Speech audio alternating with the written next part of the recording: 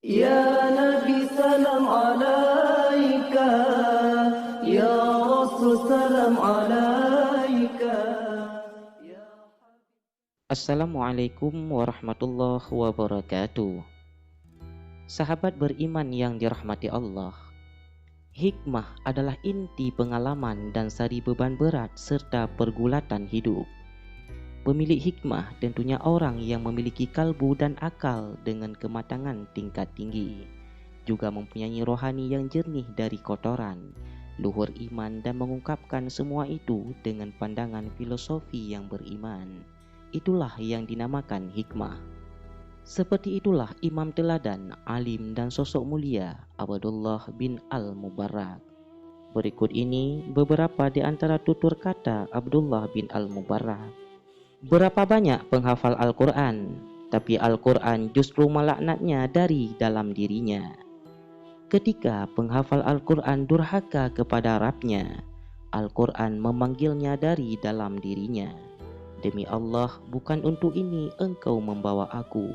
Apa engkau tidak malu kepada Rabbmu? Dunia itu penjara orang mukmin. Amalan terbesar yang ia lakukan dalam penjara adalah sabar dan menahan amarah. Orang mukmin tidak memiliki giliran kejayaan di dunia. Giliran kejayaannya hanya ada di akhirat. Ketika kebaikan-kebaikan seseorang lebih banyak, keburukan-keburukannya tidak diingat. Namun ketika keburukan-keburukan seseorang lebih banyak dari kebaikan-kebaikannya, kebaikan-kebaikannya juga tidak diingat.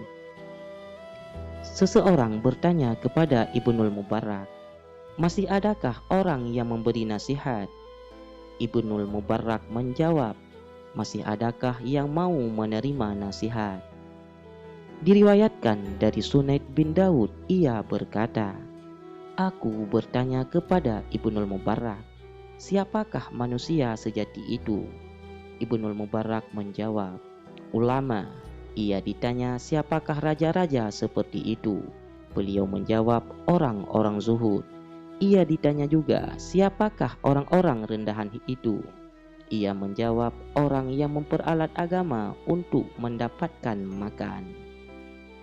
Orang berakal jangan sampai menyepelekan tiga golongan, ulama, sultan, dan saudara-saudara. Siapa yang menyepelekan ulama, lenyaplah akhiratnya. Siapa menyepelekan sultan, lenyaplah dunianya. Siapa menyepelekan saudara-saudaranya, lenyaplah sifat kesatrianya. Ibnu Al-Mubarak ditanya, apakah hal terbaik yang diberikan seseorang? Beliau menjawab, akal yang meluap. Beliau juga ditanya, jika ia tidak punya akal? Beliau menjawab, adab yang baik. Jika ia tidak punya adab yang baik? Beliau menjawab, seorang saudara yang bisa dimintai saran dan pendapat. Ia ditanya kembali, jika ia tidak punya saudara? Ibnu Mubarak menjawab, banyak diam. Ia ditanya kembali, jika ia tidak diam? Beliau menjawab, kematian yang disegerakan. Suatu ketika, Ibnu Al-Mubarak melintas di dekat seorang rahib di dekat makam dan tempat pembuangan sampah. Lalu ia berkata, wahai rahib, engkau punya simpanan orang dan simpanan tanah. Ada pelajaran yang bisa dipetik dari keduanya itu. Andaikan ada dua orang berkawan di tengah perjalanan, lalu salah satunya ingin mengerjakan salat 2 rakaat, tapi ia mengurungkan niat karena temannya. Itu namanya ria. Jika ia mengerjakan salat 2 rakaat karena temannya, berarti ia menyekutukan Allah. Ibnu Mubarak ditanya tentang perkataan Luqman kepada anaknya. Jika berkata itu perak, maka diam itu emas. Ibnu Mubarak berkata, artinya jika berbicara dalam ketaatan kepada Allah itu perak, maka diam dari mengerjakan kemaksiatan kepada Allah itu adalah emas. Sungguh seseorang bertawaf di Baitul Haram sementara ia berada di Khurasan.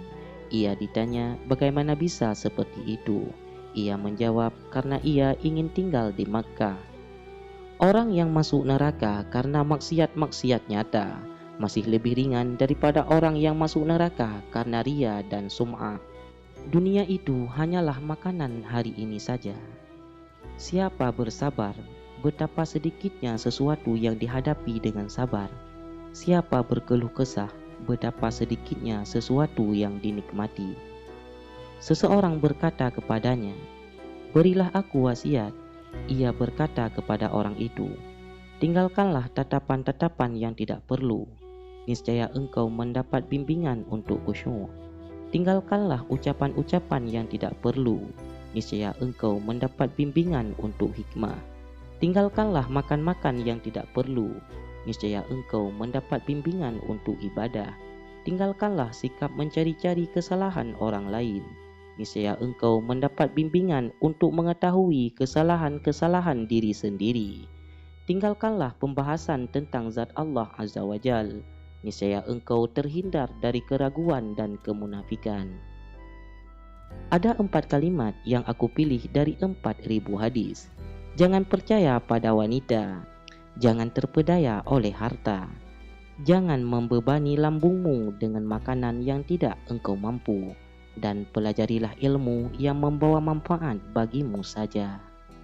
Seseorang berkata kepadanya, "Sungguh menurutku aku masih lebih baik daripada orang yang membunuh jiwa secara semena-mena." Ibnul Mubarak berkata kepadanya, "Jika engkau merasa aman terhadap dirimu, maka engkau lebih buruk dari orang yang membunuh jiwa secara semena-mena." Itulah beberapa kata hikmah dari Abdullah bin Al-Mubarak. Semoga dapat bermanfaat. Wabillahi taufik wal hidayah.